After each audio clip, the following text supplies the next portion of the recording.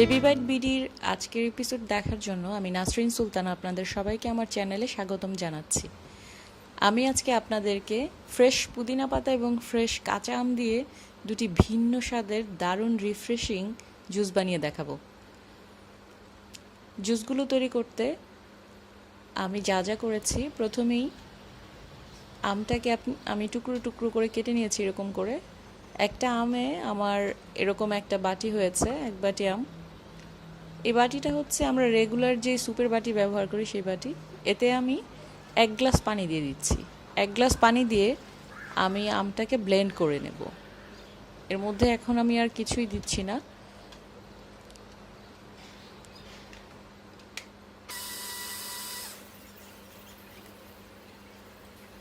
Blend করে আমি আমটাকে ঢেলে 2 ভাগ করে নেব। এর থেকে আমি অর্ধেকটা নিয়ে নিচ্ছি,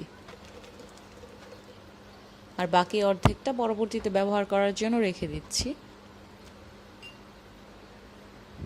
এর মধ্যে আমি এখন দিয়ে দিচ্ছি হাফ চা চামচেরও কম লবণ। লবণটা আসলে নির্দিষ্ট মেজারমেন্ট নাই, কারণ হচ্ছে আপনি কি ধরনের আম ব্যবহার করছেন, আমটা কতটুকু টক কতটুকু মিষ্টি সেটার উপর ডিপেন্ড করবে।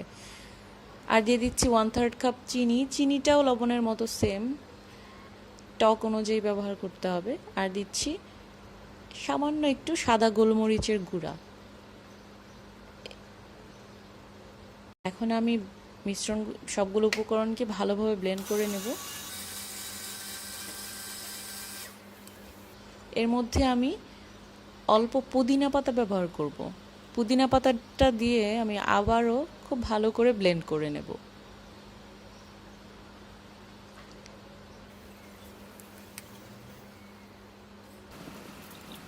এখন আমি একটা ছাঁকনি দিয়ে ছেঁকে নিচ্ছি।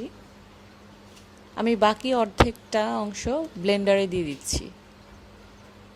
দিয়ে এর মধ্যে আমি এখন দিয়ে দিব হাফ চা চামচ লবণ, সাথে দিচ্ছি হাফ চা চামচ বিট লবণ, আর দিচ্ছি 1 চিমটির মতো কালো গোলমরিচের গুঁড়া। আমি এরকম একটা মরিচের অর্ধেক অংশ দিয়েছি, কারণ আমার এই মরিচটা বেশ ঝাল।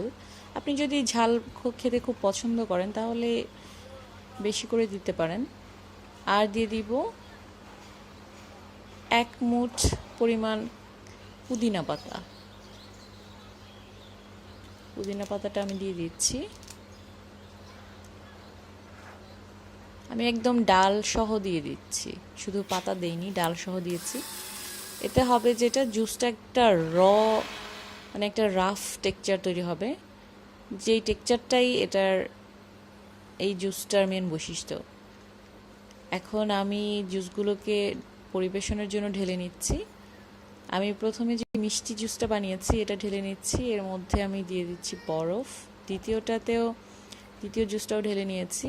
রাফ যে টক ঝাল জুসটা, এই জুসটা বেশ গাঢ় হয়েছে। এতে আপনি প্রচুর পরিমাণে বরফ ব্যবহার করতে পারবেন। আমি 2টা জুসকেই বরফের সাথে পুদিনা পাতা দিয়ে গার্নিশ করেছি। আপনি আপনার ইচ্ছে মতো গার্নিশ করতে পারেন, it's totally up to you. হয়ে গেছে আমার জুস,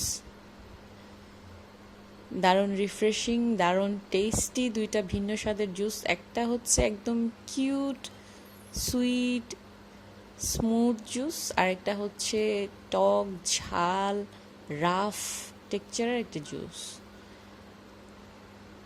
আশা করছি আমার ভিডিওটি আপনাদের ভালো লেগেছে। ভালো লেগে থাকলে অবশ্যই গরমের মধ্যে আপনারা বানিয়ে খাবেন।